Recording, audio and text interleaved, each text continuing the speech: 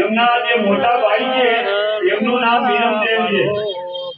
રામદેવજી મહારાજે પોતાની ભત્રીજીને પોખરણ આખું પોખરણ એ દહેજમાં આપ્યું હતું, જે જેસલમેરથી જોધપુરના માર્ગ ઉપર 110 કિલોમીટર દૂર છે.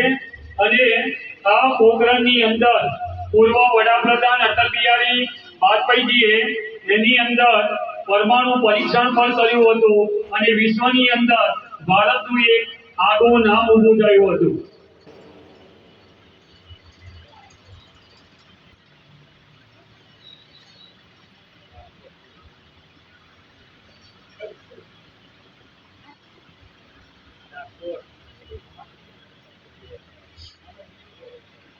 તમને જાણીને આશ્ચર્ય થશે કે આ જે રામદેવજી માં ભગવાન જે છે એમને મુસ્લિમો પણ એટલા જ પૂજનીય ગણે છે. અને મક્કાની અંદર જે મૌલવીઓ એમને 5 પીરોને મોકલ્યા હતા અને કહ્યું હતું કે એમની કસોટી કરો, પરીક્ષા કરો, ત્યારે જ્યારે એમને જમવા બેસાડ્યા એ વખતે આ જે 5 પીર હતા એમને એવું કહ્યું કે અમારો કટોરો મક્કામાં ભૂલી ગયા છીએ અને કટોરા વગર અમે જમતા નથી. એ વખતે રામદેવજી મહારાજે પોતાની દિવ્ય શક્તિથી 5 કટોરા ત્યાં મક્કાથી પોતાના જે અહીં આગળ એમનું ભોજન સ્થળ હતું ત્યાં એમને હાજર કર્યા. ત્યારે એમને ખ્યાલ આવ્યો કે આમનામાં અદ્ભુત તાકાત, અદ્ભુત શક્તિ છે અને અલૌકિક શક્તિ એટલે કે કૃષ્ણ ભગવાનની એક સ્વરૂપ જ હતું. અને એમને વંદન કરવાથી તમારા જન્મ કુંડળીમાં ચંદ્રગ્રહ એ પણ મજબૂત બને છે.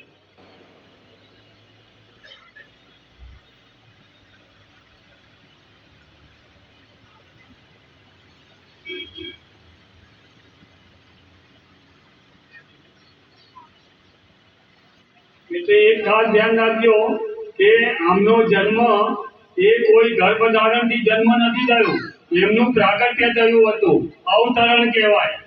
એટલા માટે વિરમદેવ એ એમના એ ભાઈ હતા અને એમની જોડે જ્યારે એમનું પ્રાગટ્ય થયું ત્યારે રામદેવજી મહારાજના અનેક પરચાઓ આપણે જોયા છે, સાંભળ્યા છે અને શાસ્ત્રની અંદર પણ એનો ઉલ્લેખ કરવામાં આવેલો છે. અસુર જે ભૈરવ હતા એ ભૈરવને જે સંત મહાત્માઓને રંજાડતો, પરેશાન કરતો, એટલે એને પણ હત્યા કરવામાં આવી હતી.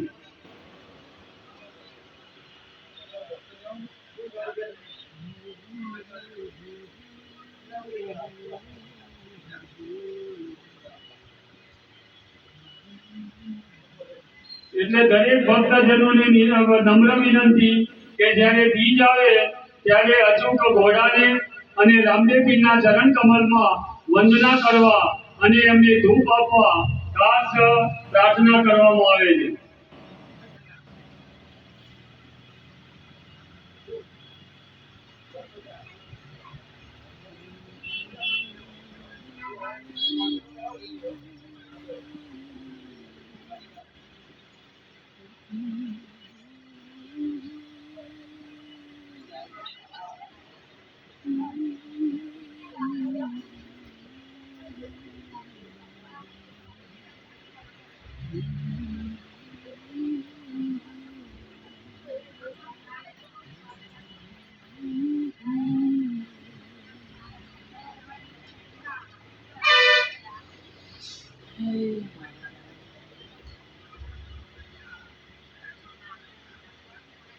એમનો ઘોડો લીધેલા થેલામાં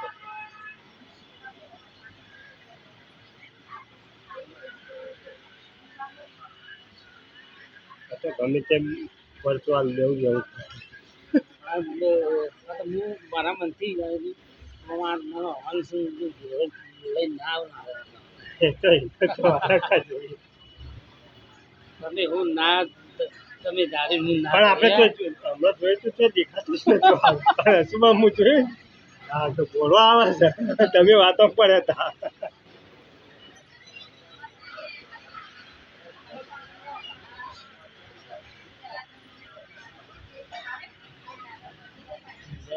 મારા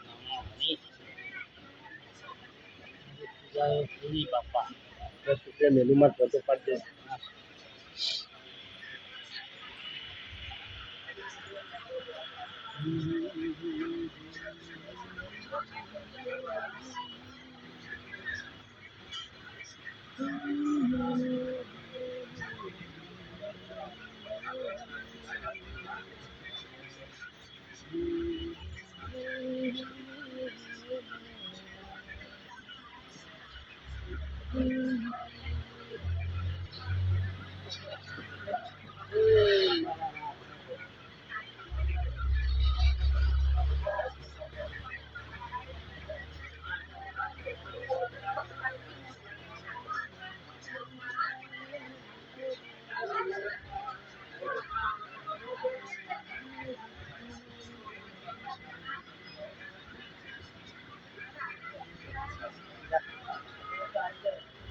જય મારા નાથ.